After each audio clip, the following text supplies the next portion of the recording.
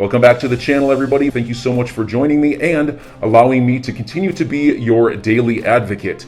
If you're new here or you're not subscribed for any reason, please do me a huge favor and hit the subscribe button. Thank you to all of you who have been watching and following me for so long. It truly means a lot, and I'm glad that I can be this person. $1.717 trillion market cap.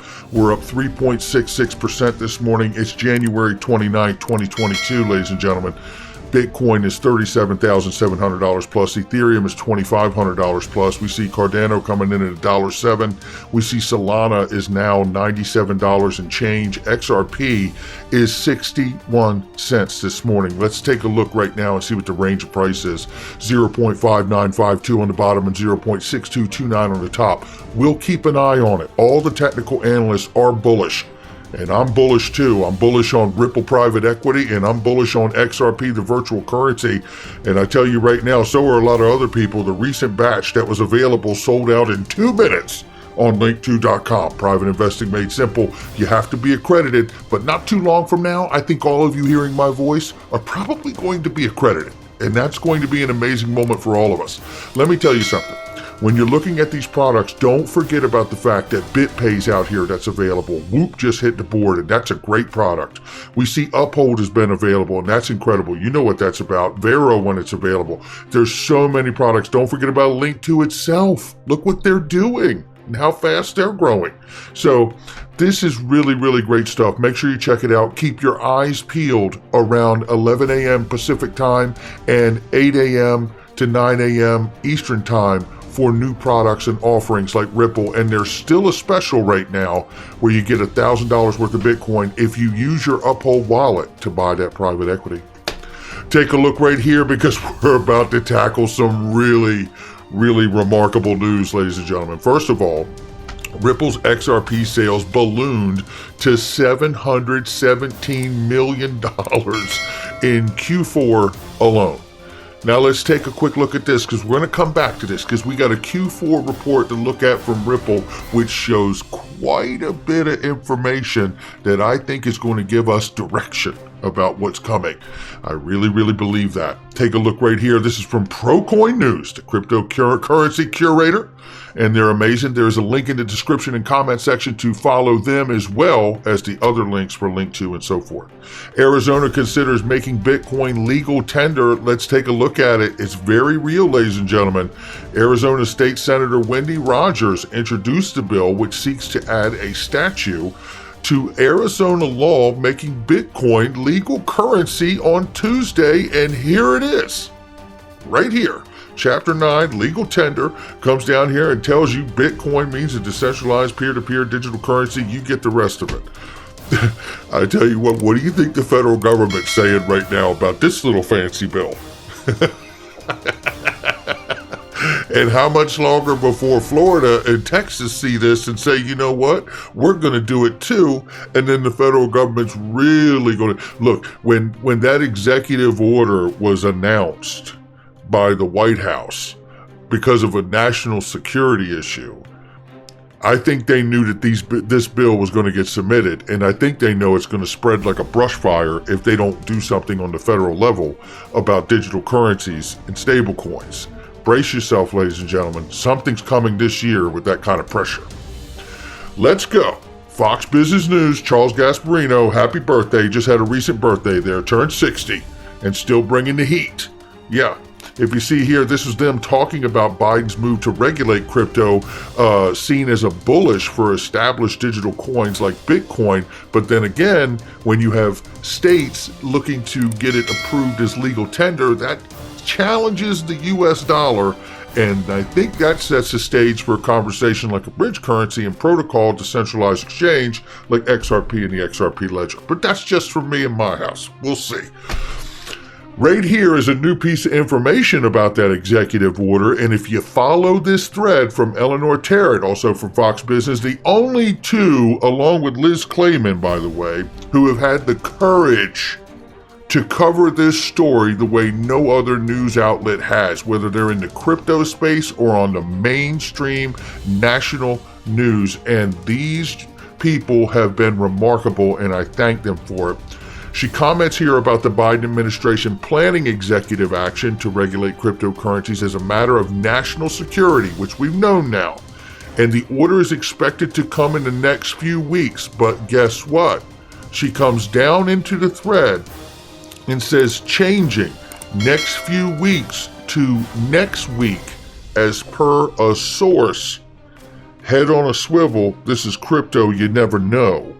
That executive order may drop next week. And again, with the pressure of Arizona looking to make Bitcoin legal tender, there may be even more weight to that executive order dropping by next week. Remember, this entire time, they've been taking feedback through the president's working group, through all these regulatory agencies out here. So brace yourself. A recent report from the Financial Times says that the Meta intends to add support for non-fungible tokens to its social media platforms Facebook and Instagram. Well, so does YouTube, by the way. They've announced it as well. But here's where I want to get us to. Monica Long shares another quarter, another XRP markets report, some highlights from the past few months.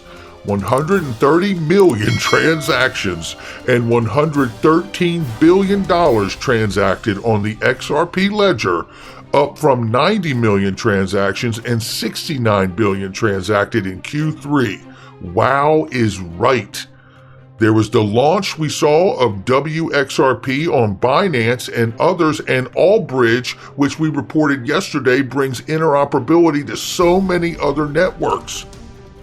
This is getting really big, ladies and gentlemen. Tokenization is top of mind as usual, and the launch of XLS20D will bring native NFT functionality to the ledger.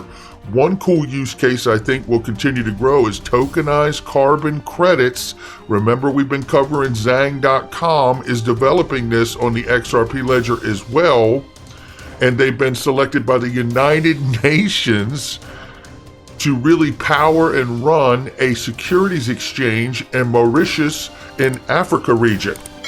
This is really getting enormous, but there's more. Oh yeah, wait, there's more. Ripple purchased 321 million.97 worth of XRP in the secondary market. Now, most of you understand what that means. For the ones that don't, the secondary market is the exchanges that you and I buy crypto on. Ripple says it keeps seeing more global demand for XRP on-demand liquidity, which now boasts 20 payout markets. Look, they're growing at an incredible rate here, regardless of the SEC lawsuit in the United States. And we know that the Middle Eastern region has been really where a good part of the explosive growth has come from in the last year. But let's keep going. Looks like another buyback by Ripple.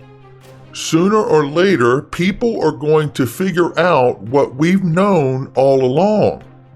This Ripple private equity and the XRP virtual currency are pretty darn important. That's what we're talking about here. We're going to get into this report here in just one second, but I want to show you this first because this is important. Overall, Ripple sold a total of $717 million in Q4 compared to $491.74 in Q3. Got it? Okay. It also purchased $321 million plus worth of XRP off of the market we're on. You ready for the next part? The company hasn't conducted any programmatic sales since the fourth quarter of 2019, which means it did not sell any XRP tokens to exchanges during the fourth quarter. Are you with me? Is this on? They didn't sell any to exchanges, and most exchanges can't offer it to U.S. citizens anyway, and they bought back $321 million worth in the fourth quarter alone off of the platforms that we can get it from. So for over a year, we have been restricted in the United States on how we can get it and where we can get it. And in the last quarter, Ripple's been buying it back off the secondary market because of the overwhelming demand to use it for the new 20 payout markets and on-demand liquidity that they need it for. Now let's get into the Q4 report. This whole report is fire, by the way. The last quarter total sales by Ripple, net purchases 717 million plus 491 the previous quarter. Ripple continued to engage in sales to improve on-demand liquidity experiences of certain customers, eliminating the need for pre-funding at exchanges and enabling instant global payments. As has been the case since Q4 2019, Ripple did not conduct programmatic sales as in Q4 as we talked about. Ripple has been a buyer of XRP in the secondary market and expects to continue to undertake purchases in the future at market prices as ODL continues to gain global momentum. You understand what's happening here? Look, this is what I've been saying. It's right here. Ripple shares aren't the only thing being bought back. Ripple also purchased $321 million worth of XRP from the secondary market, and appears they didn't sell any to exchanges. You want to know how they get it back? I just told you. And by the way, I'm a buyer at 62 cents. What are they doing with it? They're leasing it, ladies and gentlemen. They're leasing it just as we've understood for a very long time here on the channel.